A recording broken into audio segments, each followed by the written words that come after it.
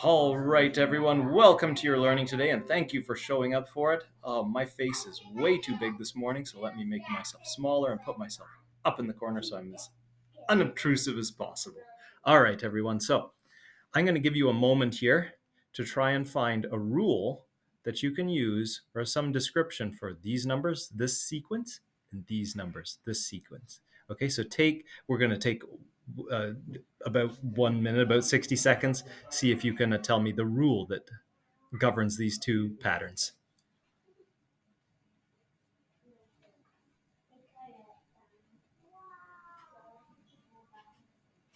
Sometimes I like to do that and pretend that my internet is frozen. I'll just be like,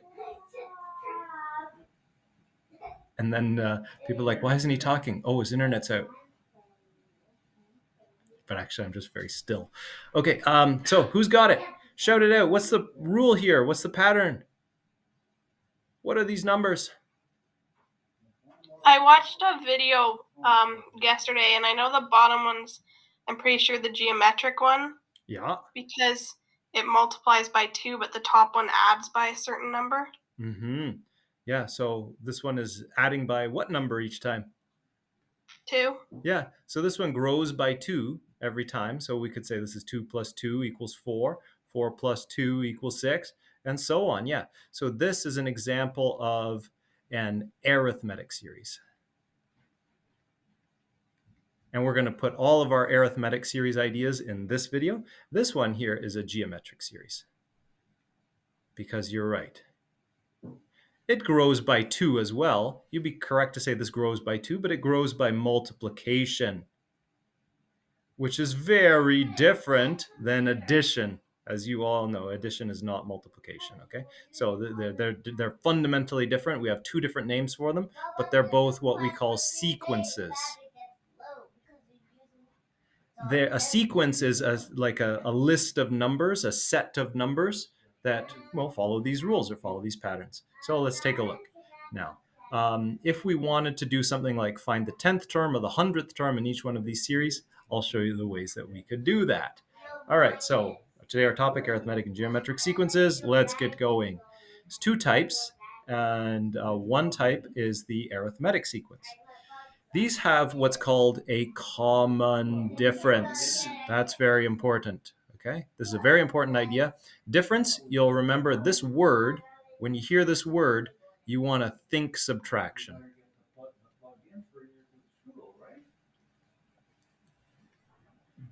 So, why subtraction? Well, I have two children. One is 6, one is 4. So, what's the difference in their ages? Well, everyone knows this is 2. Okay, and how do you find 2? 6 minus 4. 6 minus. You think subtraction when you hear this word difference, okay? And it's a difference between consecutive terms. This PowerPoint says adding or subtracting, but I just think of it as we are adding, and we can add negative numbers as well. To me, there's no difference between adding and subtracting. All right, we'll talk about geometric sequences later. So when we're looking at understanding arithmetic sequences, we want to be very good at creating what are called general terms for the sequence.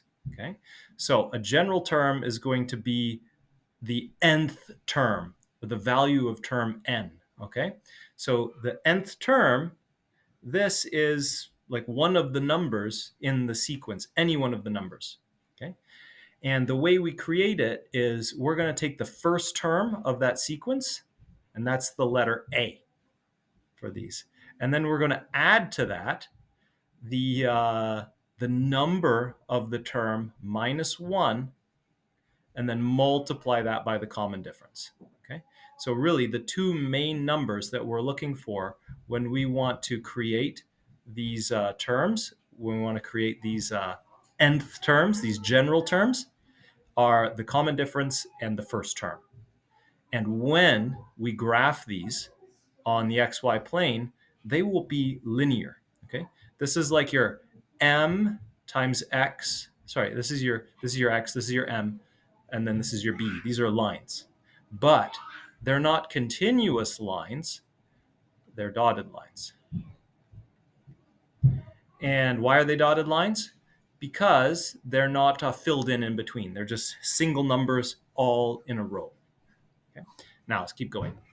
Okay, so let's take a look at an example, and that will help clarify what we mean by A and D and how we create these general terms.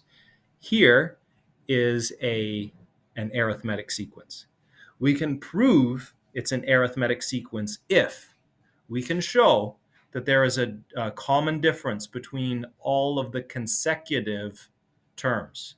Consecutive means follows immediately after in the series. All right. So the first term is the first thing that we're going to find, and that's A.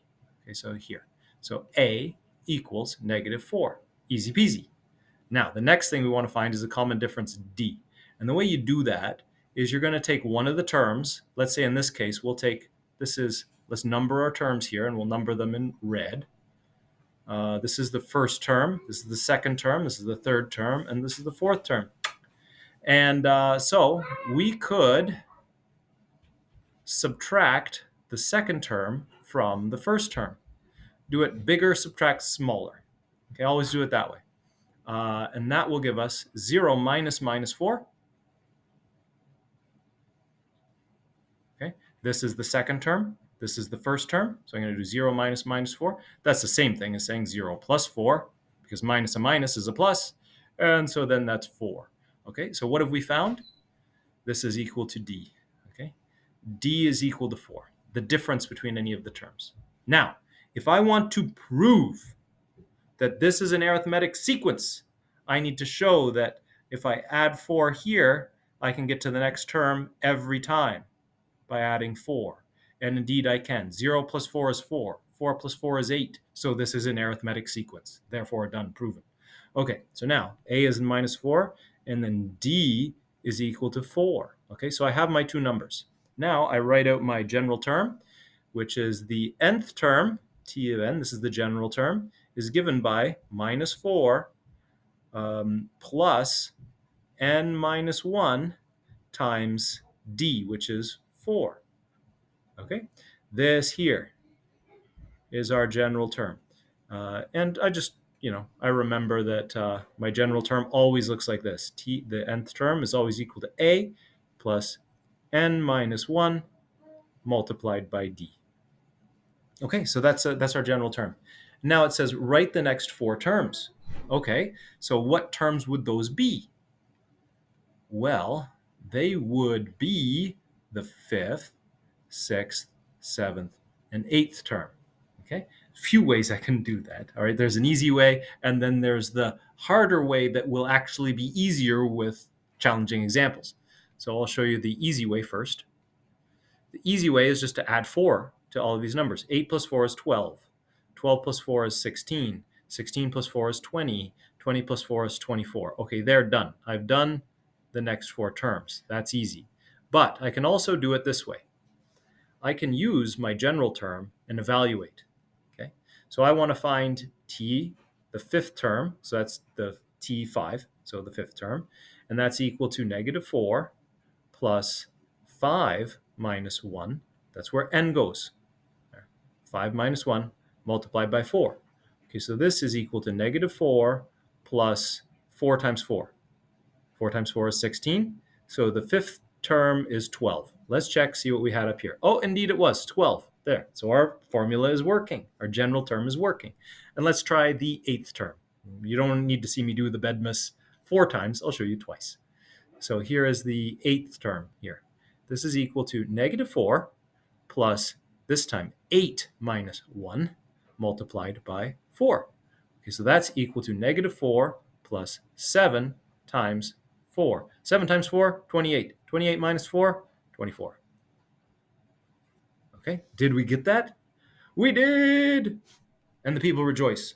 Okay, so we got the right answer. It's important to clap yourself on the back and say, hey, I'm learning new things. Hey, this can be challenging, but whatever, I'm making progress. Okay, now let's take a look at this. Given this sequence, what kind of sequence is this?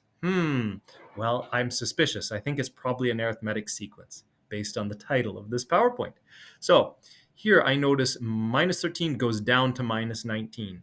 This is like the temperature last night, okay? It went from -13 to -19, went from -19 to -25, okay? What did it do each time? Well, it got smaller by 6.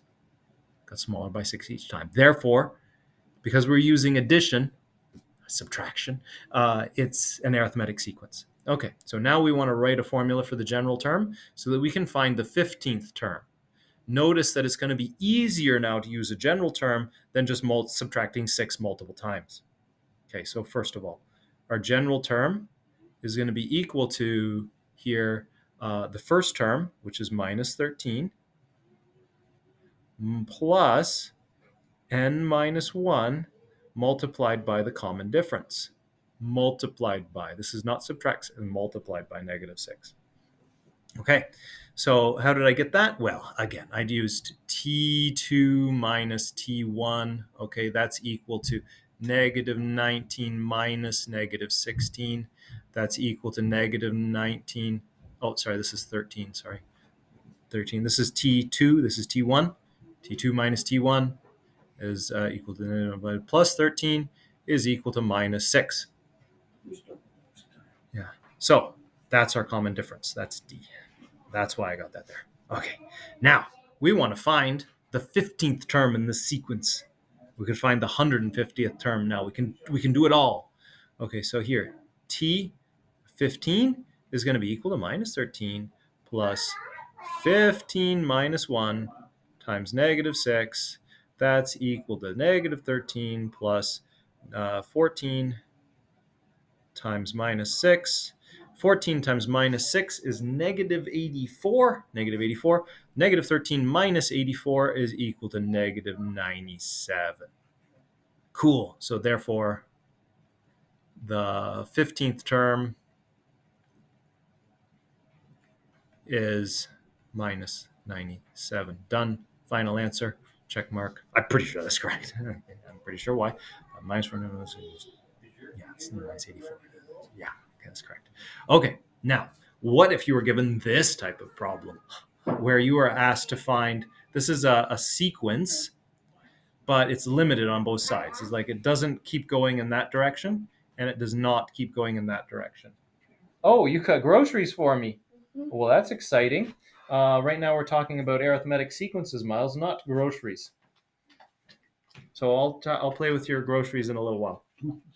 Okay, so here, I want to know how many terms are in here, okay? This is T1, this is T2, this is T3, and it's just like Terminator movies. They just keep coming until one day it's the last one. Maybe that's the point where humans invent time travel, so we can't keep extending this series, and we just end up in a historical loop. I don't know. Okay, but this is Tn. I'm not sure which number that is yet. So let's find out. Okay, so we know that our first term is 3, and our common difference, well, we're adding 3 each time. I'm not going to do that. You can see that too. This is just adding 3. So A and D happen to be the same thing. So Tn is going to be equal to 3 plus n minus 1 times D. Okay, now I also know that, well, Tn, our general term here, well, our general term is not 756. We're saying the final term in this series is 756. So 756 is going to be equal to some 3 plus minus 1 times 3. Okay, now let's do the bedmas on this side, and we'll see that this 3 and that 3 cancel out, actually. So this is equal to, still 756 on this side, is equal to 3 plus 3n. Do the distributive property. 3 times n, 3 times negative 1. So that's 3n minus 1 times 3 is minus 3. Okay? Minus 3 and 3, that's 0. 3 minus 3, 0. Okay? So we have another line. 756 is equal to 3n.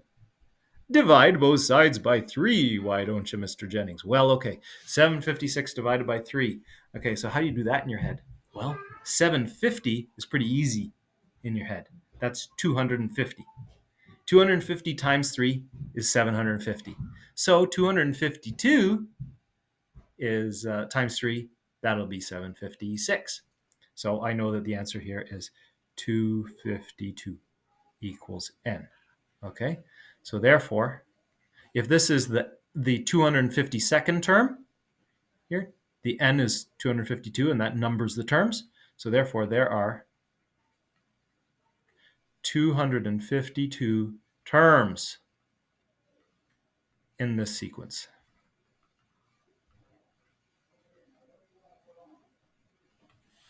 Cool. Okay, now what do we got next? Geometric sequences. So at this point, I'm going to end this video and we'll get started on geometric sequences in the next video. That way, it will help you when you have some questions. You can go back to the video and see if you can answer it. And if not, hit me up here in the chat or in the comments. No, not in the comments. There's no comments. Or in the by email.